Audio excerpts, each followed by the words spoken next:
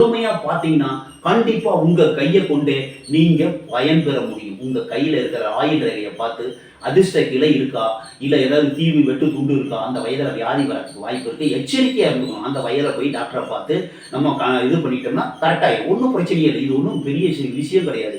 இதில் ஏதாவது கோளாறு வரும்போது, அதாவது என்ன கோளாறு வரும், வெட்டு துண்டு விடுபட்டு இருக்கிறது, கம்மியா இருக்கிறது, சின்ன ஆயுள் ரேகையா இருக்கிறது, இந்த மாதிரி வரும்போது அந்த மாதிரி பிரச்சனை வரத்துக்கு வாய்ப்பு இருக்கு.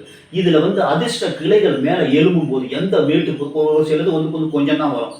இப்ப இதுல ரேகை இவ்வளவு தூரம் போதுன்னு வச்சுங்க.